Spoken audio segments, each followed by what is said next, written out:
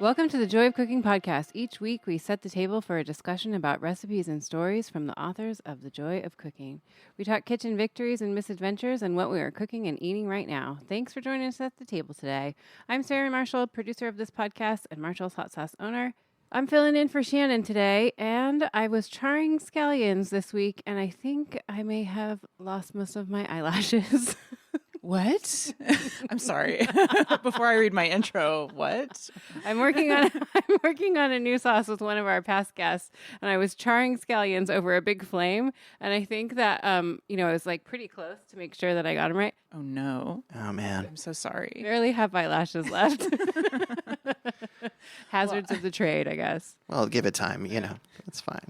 I'm Megan Scott, co-author of the 2019 edition of The Joy of Cooking. I'm a food editor by day and avoider of dish duty by night, and I know you should bring cheese to room temperature before eating it, but I usually can't wait that long. I'm John Becker, fourth generation co-author and steward of The Joy of Cooking, America's oldest family-run cookbook, and I have officially ruined my hand-cranked pasta roller.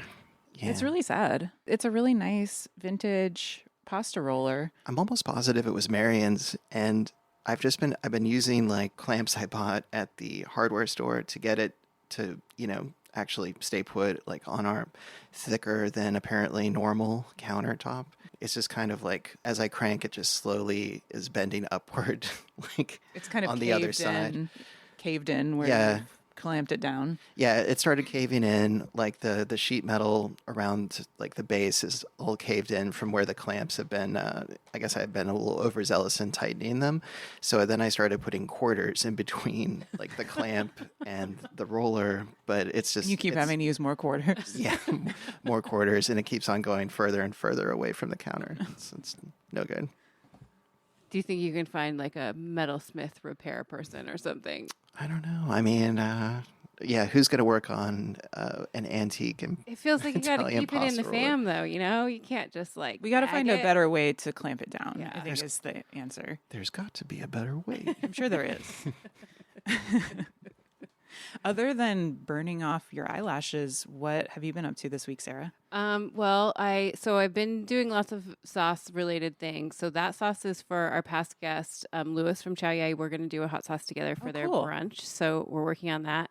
And then getting ready for the Truffle Festival, which is this weekend. So I've been working on all things truffle, which like makes your skin and body just smell like truffles, which is kind of like, I feel like when people cook with truffles a lot and, they have all these rules for that festival. You have to use like Oregon truffle, which are like really strong. They're like the black Oregon truffles.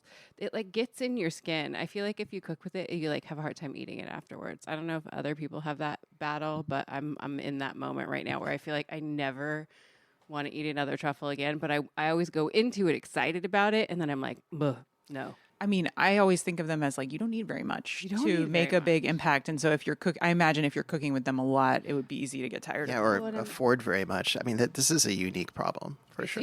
It's a unique problem, I think. And yeah, I'm not like, it's like complaining about my diamonds. I don't know. I'm sure I'll get over it. But so that's what I've been cooking. Lots of cool stuff. And then home cooking. I did get a new cookbook when I was in New York, Padma's All American. So we have some plans to cook some stuff from that. But yeah, that's what I've been up to. I feel like complaining about having to cook with truffles is like this Mitchell and Webb skit where one of them works at an ice cream factory and comes home wanting to complain about his job, and the other one is like a pediatric oncologist or something. And it's like, no, you can complain about your job too. It's okay. Yeah. As I was saying it, I was like, I'm going to stop. There's much bigger problems in the world. My project this past week was we actually went sort of calling it camping isn't fair because there was a cabin involved. Yeah, temporary cabin dwelling. Yes, short-term cabin dwelling. I mean, you guys know, to me, that is camping. I'm not going to judge your camp. Well, it's the kind of camping where you can bring an electric kettle and an induction burner. Cool. So that's what we did. Yeah. And I made my vegan chili recipe. So as I was chatting about it with the people we were camping with, quote unquote camping, I was like, I didn't want to make a beef chili because I feel like when you eat a really beefy meal like that, it makes you like you smell. I don't know. I feel like you get meat sweats. Like meat sweats. Yeah. But everyone else looked at me like they'd never heard of such a concept. And they haven't been to like a meat-centered food festival because everyone Have you? Yeah, like Feast used to be that way, where they would do those barbecue events and all you would eat for like 6 hours is just like meat that all these chefs made, and it was awesome. But then that's all anybody would talk about. Yeah. How like everybody just had meat sweats because they would all like party together afterwards. It's true, Megan. You're not wrong. I thought I was know. right, but I got your back, man. I was on team, chili con carne simply because like one bowl of chili is not gonna. I don't think it's gonna give you that.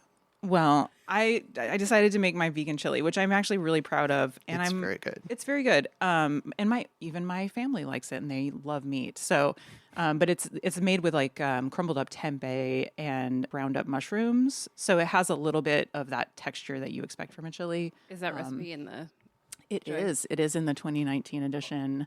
And then I made some cornbread with some really awesome cornmeal that I got from Marsh Hen Mill. It's like they call the variety unicorn, and it's pink. Like I opened the bag. I wasn't sure what I was getting, but it's like this pink cornmeal, and the cornbread that it made was like not quite, it was like a darker pink color, but really beautiful and unusual, but also very, very tasty. And I'm learning that the southern cornbread I grew up with, which is not sweetened and is only cornmeal, is entirely dependent on really good cornmeal. Otherwise, it doesn't taste like much of anything. Mm-hmm. So I think that I have to amend that recipe just to say like the cornmeal matters here. It does, but it's still really good, even if you use like the bog standard cornmeal. Yeah, but I don't know. I think that to get the full impact, you have to use flavorful cornmeal. That's fair. What about you, John? What are you thinking about this week? I ended up actually making the Joy Scouts recipe that we assigned last time, the roasted mushroom lasagna. It turned out really well. Pasta roller hijinks aside, I added like a layer of sauteed onion to each layer and then topped it with some extra mozzarella. So I don't know if I'm actually going to change the recipe, but I really did enjoy messing around with it a little bit. You do like to mess around with recipes. It's one of my always makes pastimes. Better, I feel. Yeah. I don't know about that. But I don't know. I think we need to add a diagram for assembling lasagna, because no matter how many times I make one, I still have to look at the instructions and really think about it.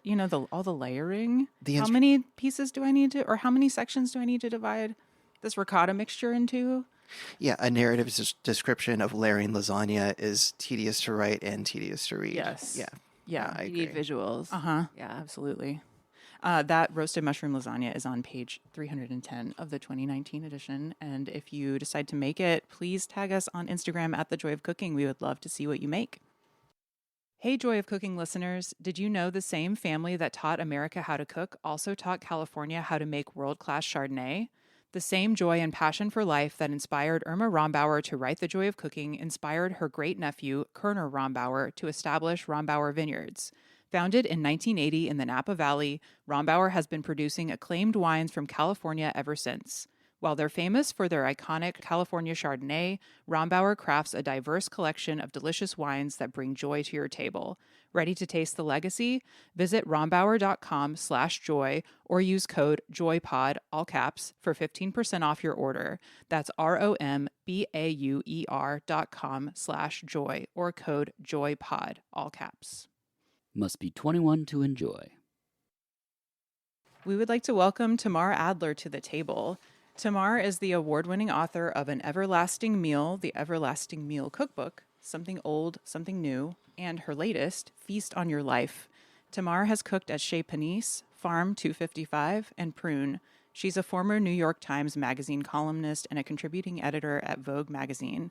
In addition to her columns in the New York Times Magazine, Tamar has reviewed books for the New York Times and the New Yorker and covered topics as wide-ranging as seaweed, hot dogs, baby weaning, and diet culture for Vogue. She moonlights as the kitchen shrink on Substack, where she writes a culinary psychological advice column. Tamar lives in Madrid, Spain, with her husband and son. Welcome to the show, Tamar. Thank you. I have got to say, it's a pleasure to be here. However, it is a unique form of torture to hear your guys' opening conversation and not be part of it. I have, that is not fair. I mean, worked this out with a prior enemy of mine or something. I was sitting here like, oh, but I have thoughts. I want to talk about the chili, and I want We to can talk about the chili. lasagna. I know, but now is your time. You can tell us Okay, but all I the just things. want to say, that was very hard. I was like, I can just take notes. I didn't. I just looked at Instagram, but I had a lot of feelings. Well, my first question for you is sort of similar to what we were just talking about. What have you been cooking or eating this week that you're most excited about? So I live in Madrid, which you just mentioned, and it takes a long time to find your places that you buy things, your vendors. And I did not approach it as like a mission. I had a very sort of organic, I'm just going to be in the flow kind of approach to it, which I don't know I don't think that was a better approach. I think it's just what I did. And so I haven't found a bunch of them yet. And and so far, the biggest sort of blank space has been fish. And I'm from the Hudson Valley. At home, we did not eat fish because you can't really get fish in the northern Hudson Valley. I mean, it's from far away. It's like $30 a pound if you care, if it's like good. And then we did have an urban fishery that opened up that sells trout. So we would sometimes get trout from them, but it just wasn't, it's just not what we do there. And Madrid is landlocked, but has amazing seafood. So I've eaten it out, but I just hadn't found my spot and hadn't bought it very much. And somebody kept on telling me about this one place called Pescados al Ofer in Lavapiés, which is adjacent to my neighborhood. And my son and I finally went on Wednesday. So we went earlier this week to the fish store after living here for 6 months. And it's amazing. We walked in and he was stunned by the beauty of mackerel, as I mean, anybody is in the company of mackerel, and was just immediately drawn to them. And without even realizing that that's what he likes canned too. And yeah, we were just swept up in it and got a ton of mackerel and brought it home. And it was so exciting. It was like my husband today was reminiscing about this meal we had 2 days ago. What did you make with the mackerel? What I did was it was so, so beautiful. They filleted it, but kind of just butterflied it. And so all I did was salt it and do it in cast iron with lemon and then a bunch of salads and bread. But it needed a salsa verde. We established that. And I didn't make one that time because I was kind of just like, I don't know. I just want to make the mackerel. But next time I will do the same thing, but also make a salsa verde. Very nice. I feel like my fish have been on my brain lately because we were watching Alone. Have you seen this show? It's a survival show. Yeah, where you're like sometimes naked, you're like running around naked somewhere. No, that's a different one. Oh. You're thinking of Naked and Afraid. No, this one is just called Alone. Yes.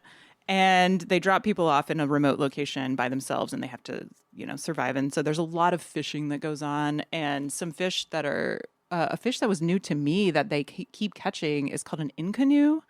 So like the French word inconnu, like unknown. And I haven't looked it up to see what to do with it, but apparently it's like a fattier fish. But I'm very curious, and they look it's a beautiful fish. Every time they catch one, I get really excited. I'm like, oh, you're good. If you can keep it away from the animals.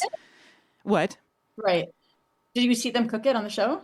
Yeah, but it's a lot of like boiling in water because they're trying not to get sick. So it's not very interesting cooking. They don't have any seasonings or anything. They can't take like oil or salt as far as I know. So they're just boiling this fish. Oh God. Yeah. But they don't heat up a rock and make like a... These are not cooks. Right. They're just they're surviving for $500,000. Right. Okay. But inconnu, that's something I'm going to research a bit more. I don't know. Boiled fatty fish sounds like the I know, worst that sounds terrible. thing. I don't know what you're talking about. Sounds great. Tamar, what is your relationship to the joy of cooking? Did you grow up in a joy of cooking household, or was there some other book that your parents used? Well, my mom was she was really a Claudio Rodin person. She got really excited, and Paula Wolfert, Hmm. sort of like the Mediterranean foods brought to, a kind of like American audience. But we always had it around. Hmm. Like I've never lived in a place without it. And I think that our scones were from the first Joy of Cooking. And I know that that's where my cornbread has always been from. Mm-hmm. Although now it's a little bit adapted, but I think it was the scones and cornbread were like I would see it get opened up for those. Hmm. And then everything else was kind of Middle Eastern and still is. That's her favorite food. Um, but here was the cornbread thing. So hold on. Do you do no sugar? Because I do 100% cornmeal Hmm. and so much fat. Hmm. Do But you do fat in the batter or just a lot in the pan? combination. Okay. I forget this might have been Joy Cooking. I don't know. That where you melt it all in the pan, in the cast iron, and then you pour some of it into the batter. Hmm. Okay. And Yeah. then what is left is like what greases the pan. Um, but then it's like almost as sweet as a New England cornbread, but with the 100% cornmeal of a Hmm. Southern cornbread. So I don't know where that came from. Yeah, I don't know. I Actually, think there's several recipes for cornbread in the 2019 edition. There is a Southern cornbread, which does not. I think it has an optional 10 gram, like 1 tablespoon of sugar, which I do add because I think it doesn't make it sweet. It just kind of no, balances it. yeah. And then there's my Southern cornbread, which I wrote this recipe. It's more of like it's not really hot water cornbread, but basically I boil water and pour it over the cornmeal and let it sit for several hours, and then add milk and eggs and bake it in a hot skillet. And that's I've never Um, made and that's specifically because you wanted to have a way of dealing with like kind of the coarse Yeah, a ground. more coarse cornmeal because for a while we were having a really hard time finding nice, finely ground cornmeal, and it was really gritty. And so that boiling and soaking process really helps make the cornbread. It's almost like a custardy texture once it's baked. But then there is a more northern style. So there's kind of variations. Yeah, I think I ended up combining two. Um, but I totally agree with you. I think I kind of want that little parenthetical saying it's worth getting the best cornmeal you can. Hmm. Of course, if you can't, still make Sure. cornbread. Yes. But then it's also worth saying, I think if you're just using like the better the cornmeal, the less sugar you need. And I think if you're using supermarket cornmeal, Mm, which I've done tons of times and still do. Haven't found good cornmeal here in Spain. yeah. Um, Not because it doesn't exist, just because I haven't like focused on it. But I think when it's not super flavorful, you actually do need more sugar. I agree. And I almost wonder this is a little bit of a pet theory. I haven't really researched it at all, but I almost wonder if the reason northern cornbread is like tends to be sweeter and more cakey is that the corn isn't as fresh or it has to be shipped or it's just not as available. I love this theory. I think Let's let's go with print it. that. Maybe Yeah. maybe a similar origin story for cracklins in the cornmeal, like to add In the cornbread. Yeah. I'm sorry, in the cornbread, just add a bunch of flavor in there to make up for I always think pigs are everywhere though. true. I don't know that, but feel like they must be. They're survivors. This leads me into a recipe writing question since I have you all here right now. When you have a suggestion for people and you want to use really good cornmeal for this recipe, and I have a recipe that I'm working on right now, and I want to recommend that people use really good chocolate, but my editor doesn't really want me to use brand names. She doesn't want me to say, I recommend this particular brand, which is what I did when I wrote the recipe. So how would you sway people to use a certain thing without saying a brand name? Like, would you just say like high quality? Like, what are ways that you can suggest something without like? Because I think it's really important, but I totally understand why she doesn't want me to do it. Mm-hmm. But like, I would go with cacao percentage, perhaps. You know, just like 70% or above, or I don't know what did you want to call for?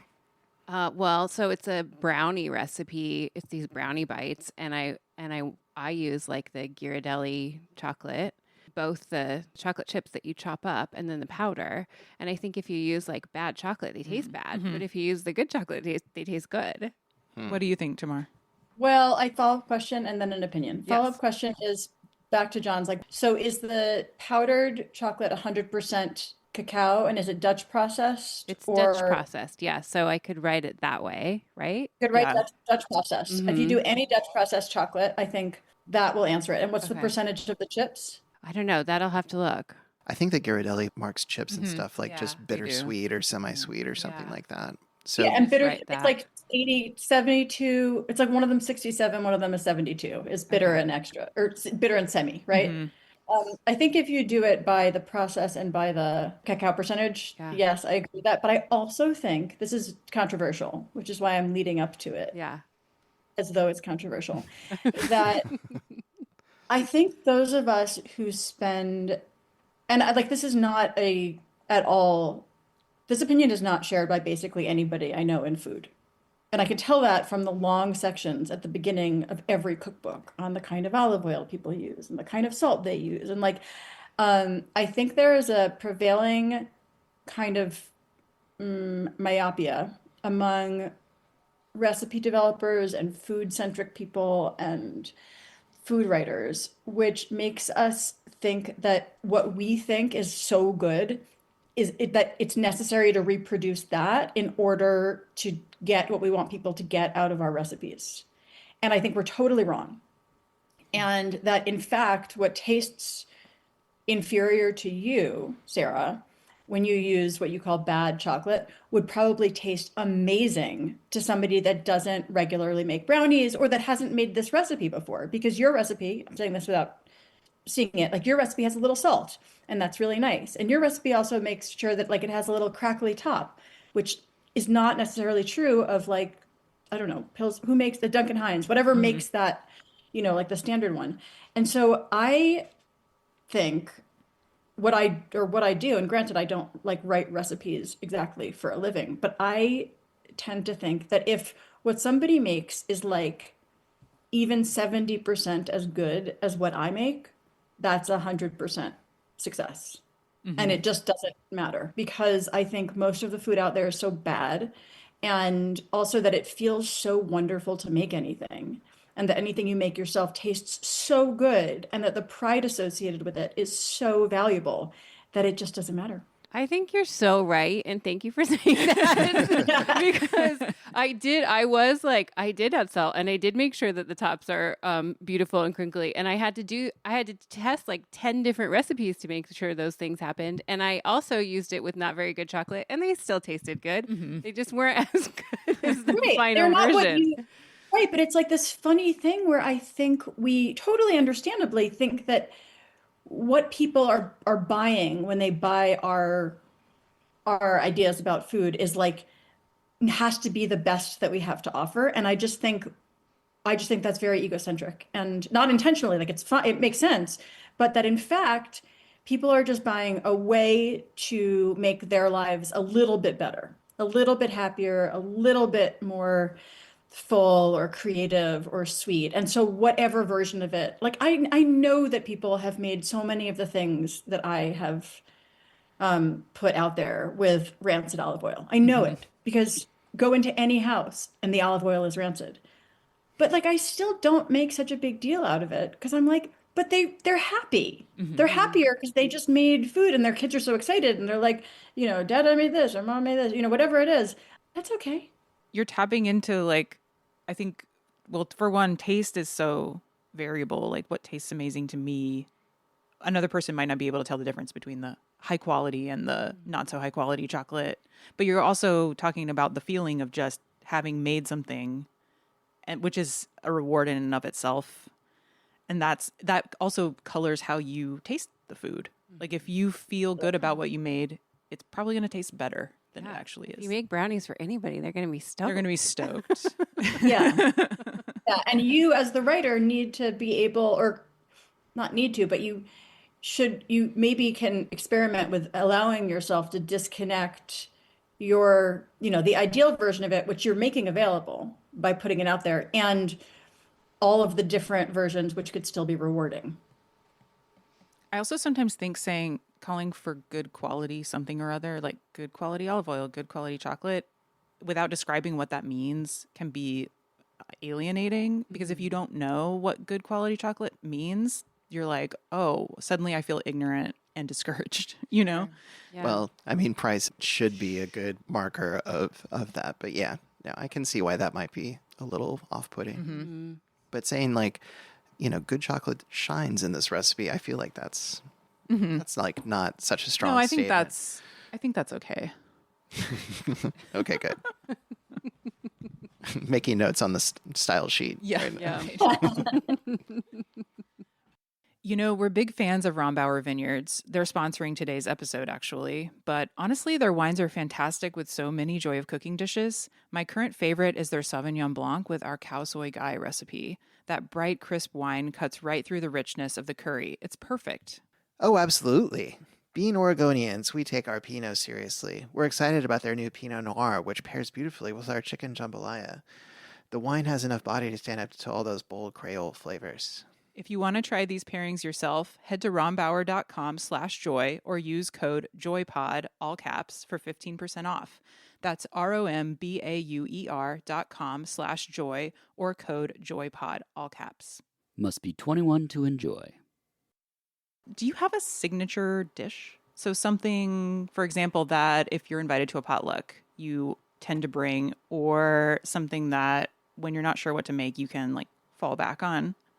No, one of the few somehow successes, like a true success of my life, is that somehow I've gotten people, like writ large, to feel comfortable asking me to bring whatever they really need to a potluck. So I never have to do that thing. For some reason, I probably like doth protest so much that like it's no problem. I will happily do anything. It takes me no time. It's 5 minutes. It's nothing. I have all the ingredients at home. I'm making it anyway. Like I do something that I really do go like, I could really use a salad and mac and cheese, or like whatever it is. People just ask me for it. And I think it is because I like make it sound like I'm like I dream of Jeannie. I'm just loving. I entertain large groups of people in a pathological way. And now that I live in a tiny apartment in Madrid, like our apartment is one room. There are two doors in the whole apartment, and one of them is the front door, and then we've got a door to the one bathroom. Wow. And the rest, yeah, it's like there's a curtain over there and some like there's a ladder over there. It's small, but we have 12 people over here regularly, which is how I know it's pathological. But I mean, I rely on the same stuff that I always have, which is mostly beans. I think you guys We've talked about beans. about beans, and that is the cornerstone, I think, of all of my pathological entertaining because it is so simple and because people so often eat bad beans that when you serve them good beans, they're over the moon and somehow like don't notice that all you're serving them is like beans and some pounded parsley and olive oil and bread and like yeah, whatever. Not very much. I just make beans all the time. Since the move, are you kind of leaning towards one type of bean now that you're shopping in Spain? No. I mean, well, that's not true. The garbanzos, they eat so many garbanzos in Madrid. But garbanzo is the Madrid bean of choice. And I think because of that, they seem to me to be particularly good. You can get them anywhere and they're just great. So I do make chickpeas or garbanzos a lot. Also, on the things being delicious, but not, 100% ideal. The jarred beans here are amazing. Ooh. They're not canned, they're jarred, and that seems to make a big difference. And they're also properly salted. I don't know, they just taste great. So just on a day-to-day basis, I saute a lot of like garlic and olive oil and throw in a little whatever, leftover cherry tomatoes and put in a jar of beans, any beans, including lentils. This is crazy. I have purchased cooked lentils, which I think I have probably sworn I would never do. Are those jarred as well? Yeah. Nice. Yeah. I've seen the canned ones, but they're very sludgy. Yeah. They're not very good. I also have just always been like, because they don't have to be soaked at all, and they cook in so little time, they're like pasta. I mean, not more time than pasta, but whatever. You've got 35 minutes and you've got fantastic lentils. I was like, why would you ever? And then now regularly at 1:30, I'm hungry, walking home from the place that I do my writing. I stop at a grocery store and buy a jar of lentils and then do, olive oil and garlic and some chilies and put in the jar of lentils and eat like a king. Never say you're not ever going to do anything, because I think I have actually said, like, I would never buy pre-cooked lentils. I remember when we were on your podcast, we talked a little bit about beans and like salting them. And I still remember, I think we had been doing a lot of research about it. And I was like, I think when you add the salt later, a little later during cook, and you were like, no, you salt them from the beginning. And I feel like I've come around to your method, because now I just dump the salt in from the very beginning. If it makes a difference, it's tiny and it seasons them much better. Yes. So so you were about, now we can figure out when it was. It was pre-pandemic, and you you guys were like coming out with, I think, the most recent edition. Yes. And you had put in it to salt halfway through. Yes. I think that, and I think I yelled at you. You were nice. You yelled nicely. I did. But I was like, you're perpetuating a myth. You guys can stop this. You among all people can stop this. We need more people yelling at us, to be honest. I think we were influenced by Harold McGee, who was like, we've done tests and there is a little bit of a difference, but I don't think it's enough of a difference. I think it's one of those things where maybe there is a difference. Maybe there is a very tiny difference, but not enough to notice. But to be clear, the difference would be in terms cooking of how long time. Cooking time, not in terms of, but you know what? Harold McGee, you probably know this now, but he puts his salt in the soaking water. He does. Yeah, that's been an update. Yeah. He's like, no, I just go full on in the soaking water. Don't even change the water. And then stick it on the stove. Yeah, we all see, that's what I'm saying. We evolve and we grow, and that's great, because it would be boring. Yeah. Otherwise. Yeah. No, I feel good about it. I know you guys have talked about cooking beans on this podcast. I wasn't on that episode, but and this may be a insane way to cook beans, but I always put them in the Dutch oven in the oven and cook them. I never cook them on the stovetop. Perfect. Yeah. Yeah. Okay. Yeah. I mean, I think, right? Great.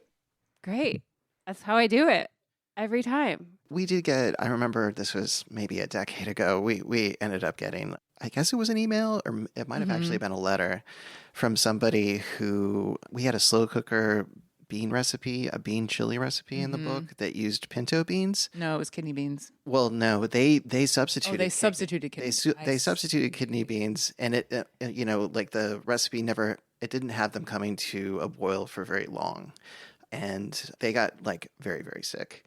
So with kidney beans, you do actually want, to boil them for them like 10 minutes, and then you could put them in the oven or whatever. But like doing them from like dried bean form, they need to come to a boil. yes, Right. Kidney beans in particular have a lot of this. I think it's an anti-nutrient. It's called phytohemagglutinin or something like that. I think it's lectin, or it is a type of lectin, or I don't know. Sure. It's an anti-nutrient. There's something It can make you feel really bad Okay. if you don't bring them to a boil, because it is heat. It's sensitive to heat, so it will degrade. And after like 10 minutes of boiling, it'll be fine. I never usually do kidney beans. I usually do like, black beans, any kind of white bean. Those I don't think I've ever. I do pinto beans. Kidney beans aren't on my radar. Do you first bring them to a boil before you put them in the oven? I do on the stovetop, yeah. But I mean, if I was doing kidney beans, I'd make sure like they were really raging, and then I put them in there. Yeah. Yeah, that was a new one for me when we got that note, but it's apparently a thing. So yeah, we updated the book accordingly. Tamar, I wanted you to talk a little bit about your latest book, Feast on Your Life, which is lovely and so beautiful. And I was really nervous this morning to have you on the show, because I feel like you're such a hero of mine, like a food hero of mine, that I was like, I can't believe she's on our podcast. And what if I ask a stupid question? But it's a beautiful book. And I wanted you to talk a little bit about like, what was the impetus behind Feast on Your Life? Like, what made you decide to write this book? I'm overjoyed to be on this podcast. I'm glad that you got over it. I was really depressed. I was really depressed. And I felt like everything was kind of terrible. And like I had not done anything useful with my life. And like I had missed the boat and a thousand other metaphors for how I think we all feel at some point or at many points. And particularly if you're a person who makes things, it's like there's a whole lead up. I had just published a book the previous year, and there's like this whole lead up to when the thing comes out, a new hot sauce, a new edition, and you're so focused on it and you're staying up late and you're looking at proofs and you're blah, blah, blah, and then you do a tour or whatever it is, and then it's over. You need to figure out what to do with yourself next. And in that period after my prior book, I really felt like I just don't know what to do or what I've done and why I've done any of it. And I started a gratitude journal, which I hadn't wanted to do because I felt like cheesy and put off doing. And then as soon as I did it, I was like, of course this works. Like, of course, recognizing what you have works to smooth over some of this, these really, really sharp edges. And then my book agent and I were talking about Ross Gay's Book of Delights, in which he writes essays about a delight he experiences in the world every day. And she asked if I'd considered doing it in the kitchen. And I hadn't, but at that point, was still a form of sort of self-therapy to try to record as many good things as I could. It wasn't like I didn't see them around me, but I didn't feel like I had a hand in any of them. I just felt really I think that's how depression is. Yeah. So I started writing down one beautiful or meaningful thing that I found in or near the kitchen a day, and she just said, do it for a week and then let's look at it. And it felt great. I never thought it was going to be, it always felt like a pretty small project, like a pretty small book. But then it also felt like, yeah, what a meaningful organizing principle for anything, whatever it turns into, to sort of start just by noticing what's good. And that became this book. I really wanted to read the book as you wrote it, which is one bit a day, like one day at a time, but I had to read it all before this podcast. So now I'm going to go back and just try to read one day at a time, because I think they're also, most of them are really rich, and I think you can find a lot in every single entry. I think that there's a lot of points of connection with An Everlasting Meal, and I was just wondering if you felt that way and what you think are like the kind of the strongest connecting threads between these two projects. Yeah, I think so. I mean, it's funny, like any book you write after a book you've already written feels like a follow-up to that book. So both my second and my third books, to me, felt like follow-ups to my first book. But then when I've kind of looked at it from the outside, this one now seems most similar to the first, in that it is, I guess my first book is really a very deeply felt book. And my second and third are, I think, good. And like definitely the Leftovers cookbook, I think, is so, I don't know, it seems useful and helpful. And and I hope not annoyingly written, and I hope sometimes funny, but this was a very feelingsy book. And so, and my first one, wasn't, it was really practical, but it was really deeply felt. And I think in the sense that it sort of came from the same place in me, like the kind of deep, gooey place. Both books came, or at least some of both books emerged from whatever deep, gooey, ineffable place is most hidden. And I think that is true only of the first and the fourth, for sure. Just felt like, you were kind of giving the theory, if you will, in An Everlasting Meal, and then this was more of like how is this put into practice, and also with kind of like, of course, like a much more personal kind of interiority to it, I suppose. I don't know if that makes any sense. That's so nice. Oh, no, of course you articulated it better than what I had gooey. I like gooey. Yeah, exactly, gooey. Yeah, I think you said something in An Everlasting Meal about, how starting to cook, you simply begin. And that seems to be a recurring theme in this book, where you have moments where you're like, I don't know what I'm going to do for dinner, or I have to cook for 10 people and I don't know what's going to happen. But then you just are like, okay, I can't see an inch in front of my face, but I'm going to go in there and I'm going to start working. And then you start finding things and ingredients you forgot you had, or ideas come about as you're working, which I just love so much, because I feel like that is kind of what we get bogged down in a lot of times. Like, we just don't know where to start, but the trick is just starting. That's all that you have to do, is just start. Yeah, that's it. That's it. No, but it is so hard. Like I before I started writing this, I remember I was in Hudson with a friend who was visiting, who is a set designer, and so she works on a creative cycle of making something and then seeing it and then deflating. And I was telling her about my sense of listlessness and directionlessness. And she said that one of her best mentors had told her that that's going to happen. Mm-hmm. And you just have to hold your nerve. And that sounded very much like keep a, stiff upper lip or chin up. When she said it, it didn't feel useful. I felt like you're literally saying just like grin and bear it, mm-hmm. Hold your nerve. But then as I wrote the book, I realized how many different, that in some way it's like 365 variations on hold your nerve. I mean, a tricky thing is, and maybe that's the project of this book, is that it needs to feel different than somebody saying hold your nerve, because that does feel very like martial and well, it's British. Like, how do I do that? What does that mean? Yeah. And I think I used that phrase once in the book at some point when it finally kind of started to make sense to me, because what it meant was what you said. It meant begin, stand up for, stand facing the stove. Mm-hmm, like, mm-hmm. That's what it means. That's what hold your nerve means.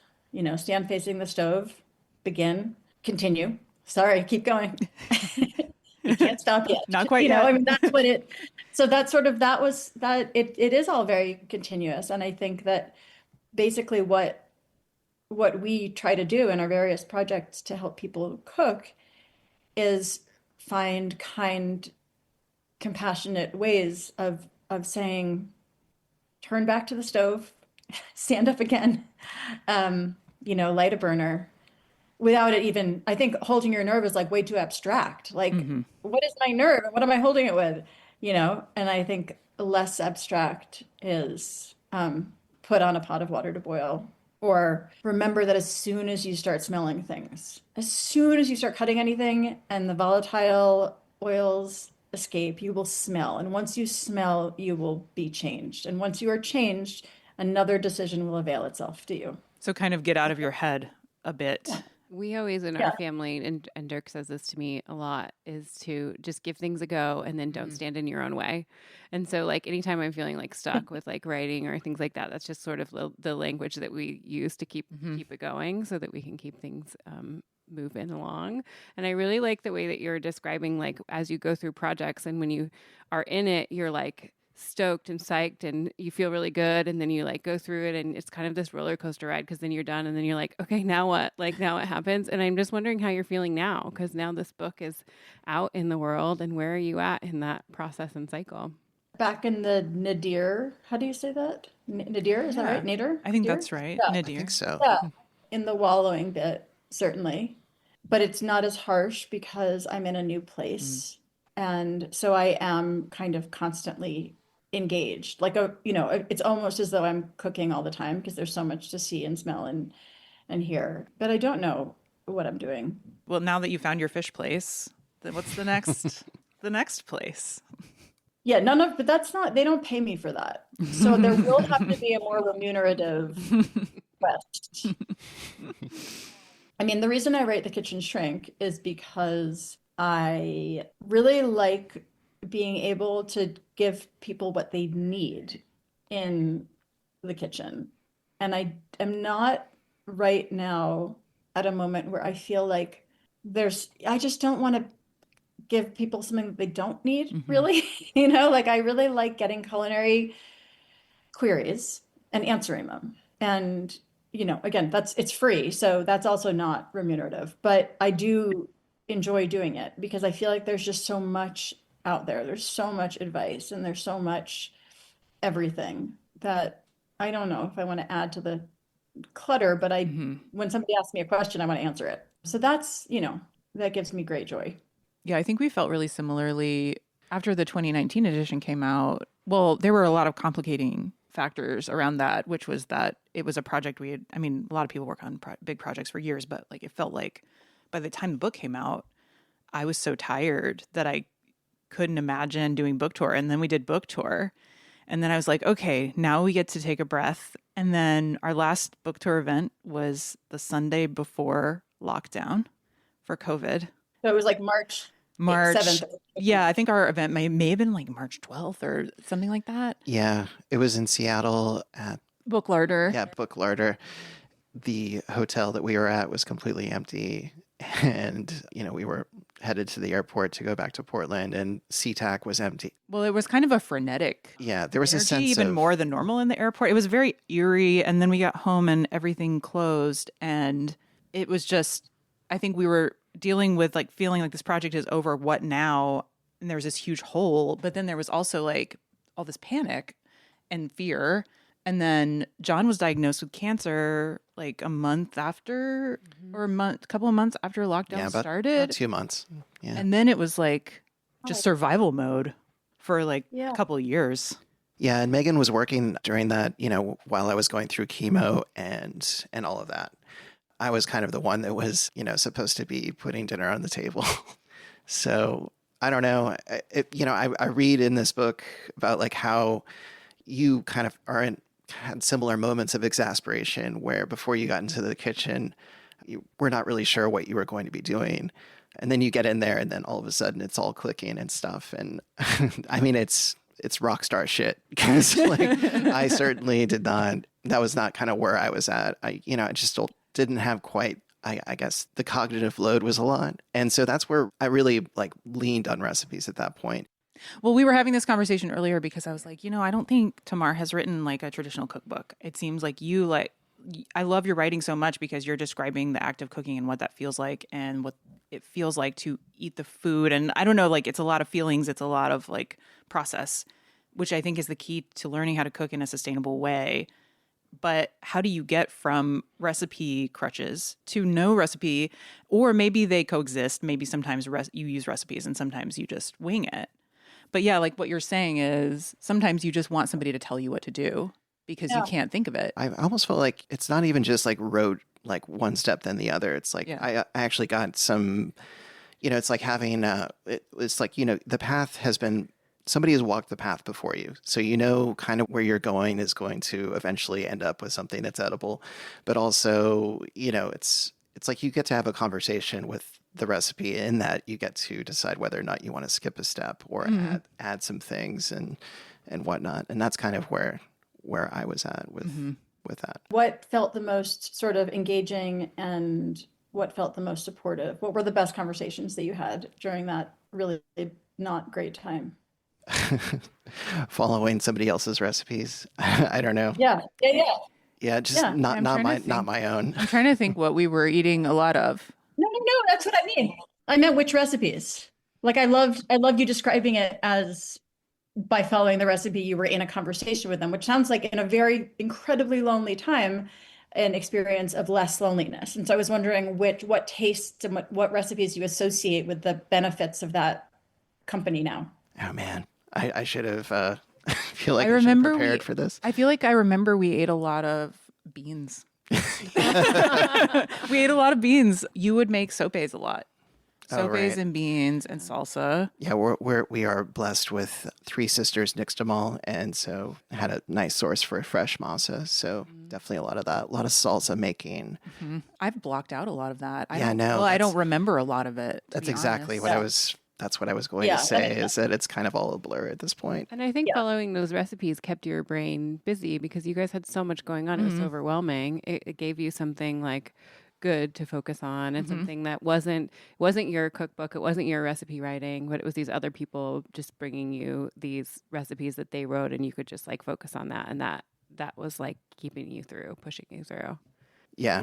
Roz Lapel at Scribner, she kept in touch with us and kept on trying to get me motivated to do, to like maybe do a joy of cooking side project of some kind to keep us busy and to keep, interest in the brand or whatever. And couldn't manage that. Yeah, that was unthinkable. That was not happen. That was not simply not You're like, you're not happening. getting it. Yeah, Happening right now. Yeah. Nope. No. There is a writer who has a podcast which describes basically everyone who has ever lived in New York. I just described every woman in New York, but her husband got COVID in the first round of COVID and almost died and was, she wrote about she wrote one of the early accounts of the horror of that unknown. And it was really like touch and go with him. He did survive. He came home, weeks later, but after having been intubated and having to, start walking again and all that. And during that period, she made Alison Roman's shallot pasta, like a lot. It was that, and there was that time where there was a run on bucatini. yes, I remember that. Then. I remember that well. And somehow there was something about whatever that recipe was giving people when they really needed clear instruction, support, whatever it was, they were getting it from that. And I remember her telling me that, and I found that really meaningful. Mm-hmm. Yeah, it struck a nerve for some reason. Yeah, the bucatini shortage struck a nerve, like in that it brought out a bunch of bucatini haters. I just thought it was really. What? I just remember we have met some bucatini haters. I'm sad to say. Wow. I feel like there might have actually been some published articles on how bucatini is and all that, but I'd have to check the archive. There's no reason. There's no reason to do that. Before this, I remember reading some interview with Alison Roman where she talked about how she hated scones. And I was like, dude, don't hate scones. Like, that's not a thing to hate. Yeah. Neither is bucatini. No, like you don't have to choose it at the pastry counter. You could say like, I'll have the biscuit, not the scone. Like that's cool. But just even bothering to fight that fight, man. No, I do think that, having to put out a lot of content, which is what writers and artists and everyone feels like they have to do now, kind of incentivizes people having really strong opinions about things that, I don't know, like, yeah, don't order the scone if you don't like it.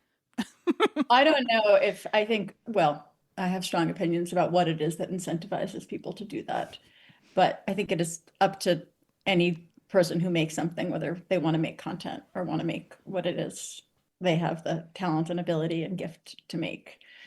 But I think just don't hate things if it's not helpful. Yeah, we always in the social work world just said that there was enough hate in the world and that we would only put out things that we loved. So you wouldn't talk about the things that you were sick of or the things that you saw all the time or the things that were bad or the things that you were we would only talk about the things that we loved. And I feel like that is like the stance that I have taken in my life because it's just like, it makes things better that way. There are enough people that hate everything. Like I just try to be like, I'm digging it. We gotta be that positive vibe.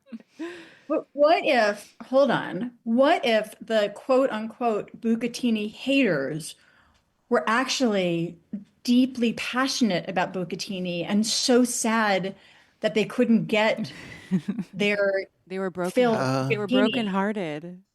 At that they were trying to actually like do a thing where it's like the fascists launch a bomb from behind the rebel lines so that they can then fight back. Like, what if they were actually posing? They were a false flag.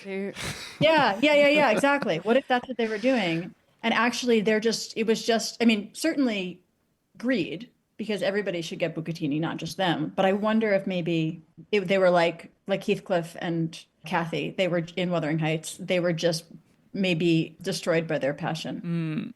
Yeah, trying to find a way to be less disappointed by saying, actually, I don't like it at all. I hate it for these reasons. Sour grapes. I was just thinking maybe it was strategic. So maybe sour grape, yes, but maybe strategically they're trying to get people to be a little bit more recalcitrant about the bikini trend so that the shelves can start restocking it. They can get their fix.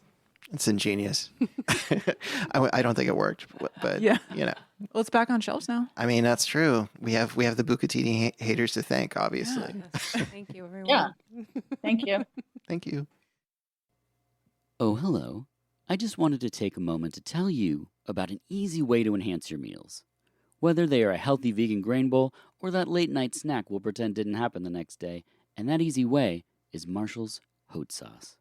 For 15 years, chef and cookbook author Sarah Marshall has been hand making and bottling these delicious sauces.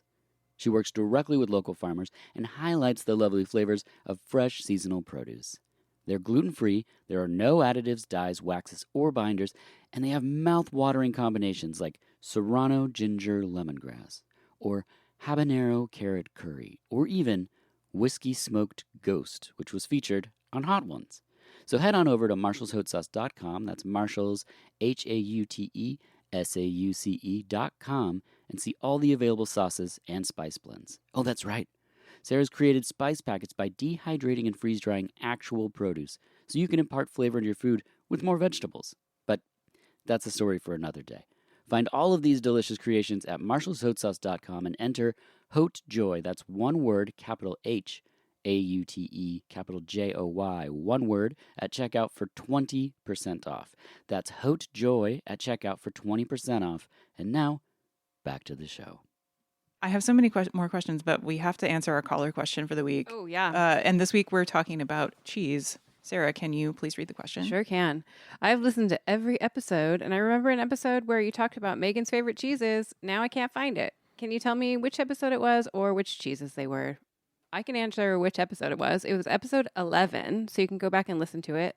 Or Megan, do you just want to talk about I will tell you cheeses? about the cheeses I was talking about then. So I don't remember why we bought all these cheeses. Other than that, I can't help myself. Yeah, that's the answer. There was one called Hallerhocker, which I don't know if I'm pronouncing that correctly. It's Challer Hocker.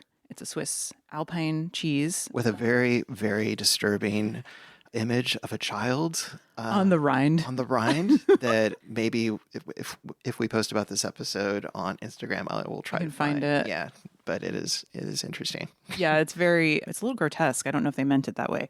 But the cheese is very good. It is a wine-washed cheese, and it's really nutty with like a little bit of oniony-ness to it. That's really nice. It's like got a kind of savory quality. But I love Alpine cheeses so much because of the texture, because they're so, like, the paste is so smooth and buttery and dense. So that was a really great cheese. We also had Isle of Mull Cheddar. It's a Scottish cheese. It's interesting because the cows they're grass fed, but also they eat spent whiskey grains from a nearby distillery. And I do feel like you can pick that up in the milk in the cheese. It has like a funkiness, like a mustardiness to it. That's just a little bit different, a bitterness. That's not quite what you'd find in like normal cheddars. It's also, if you watched Succession, it's Peter's special cheese in the episode where they're visiting their mom in the Bahamas or in the Caribbean. But he has like his special cheese in the refrigerator, and it's Isle of Mull Cheddar. That was a fun little rabbit hole to go down. It's famous. Haven't thought about that show in so long. Another cheese we had was called Roux Ardoise. And this one's interesting because I've tried to find more about it online after the fact, and I can find almost nothing.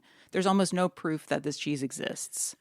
Well, sometimes that happens where it's just like they only made this one, maybe they didn't make one wheel of cheese, but maybe just like not very many, and then you can't get it anymore. It's like limited edition. That's what I like about the cheeses and the cheesemakers. When we do those big cheese shows, sometimes I'll find a favorite, and then I come back for it next year, and then they're like, nope, that was it. That was just the one-time deal. It does seem like a very labor-intensive cheese because it is shaped like a tire. It's round with a hole in the middle, and it's ashed. It's an ashed, bloomy cheese, so it's got that kind of white rind on it and the nice layer of ash that almost looks bluish.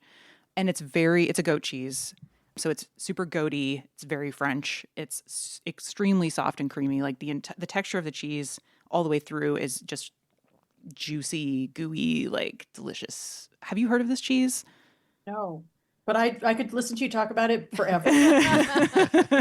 Well, and you said you couldn't remember why you brought those cheeses in. In our early episodes, we did tasting segments. Right. And we would taste local products and local food. And you brought in those cheeses as part of the tasting segment to tell people to go to Cowbell Creamery, which is our local creamery. So that's why we were doing that. But we don't do that anymore because then our guests just had to sit there and not only hear us talk about things, but also not be able to eat them. So you wouldn't be able to eat these cheeses with us. You'd have to sit there and watch us eat it. So we cut that segment. Thank you for that. You're welcome. Do you have any favorite cheeses or things you like to cook with cheese or any cheese things you want to share with our listeners? Yeah, okay. I have two. My two cheese things that I want to say are one, there is a flour covered Alpine cheese that I can sometimes get at my regular cheesemonger here that is complete magic. And what it's literally called like flour covered. All I know it's from the mountains, and I don't know which mountains. I'm in Spain, so probably the Pyrenees. It's probably a Pyrenean. It's a cow's milk cheese. It has like a tome-like texture, and it's absolutely caked in dried mountain flowers and thyme. Beautiful. And I eat the outside too, and it's just amazing. I think it's perfect. I think it's perfect for everything. And then they often don't have it, which makes it even more enticing, obviously. And the other thing that I want to say about cheese is that I wonder if you guys have observed this. Have you noticed that little tiny pasta is having a moment? Mm-hmm. Yes, like the cini di pepe and pastina and cittadini are having a mega moment. Everybody on the interwebs is making little pasta. But I haven't seen anybody make my favorite way to make pastina, which my son hates, but I love. And it's you take all of your rinds, so like all of your Parmesan rinds, maybe your Manchego rinds, not goat cheese, like nothing bloomy, all of your hard rinds from kind of oily cured cheeses.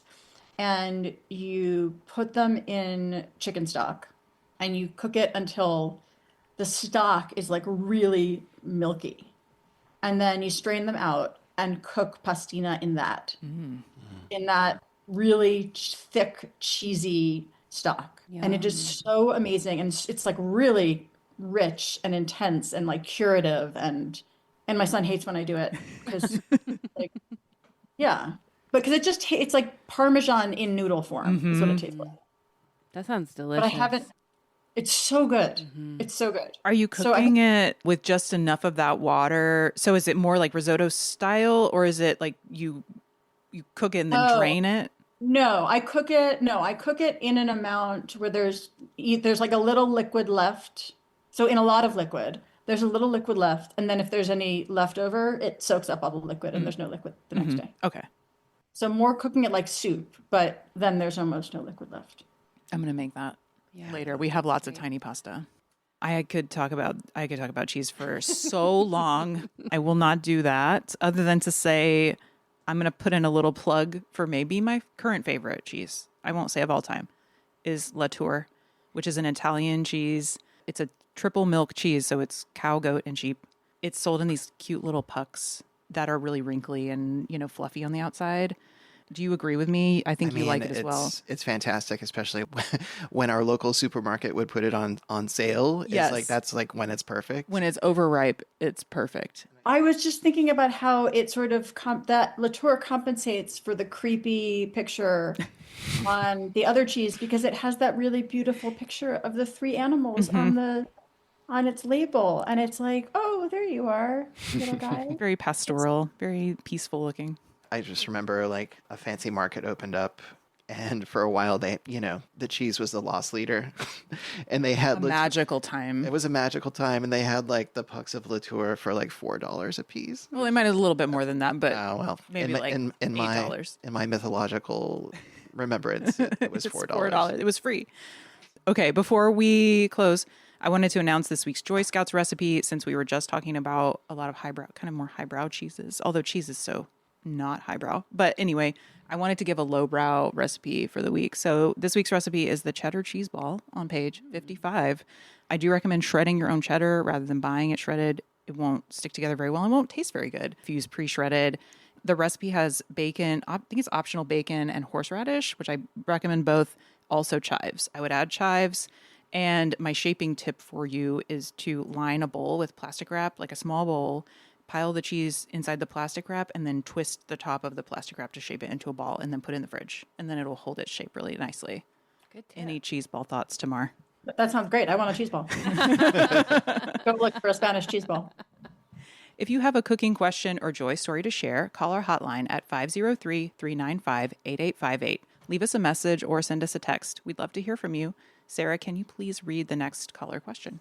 Can you give your favorite, most simple to make joy of cooking recipes that maybe have around 5 ingredients?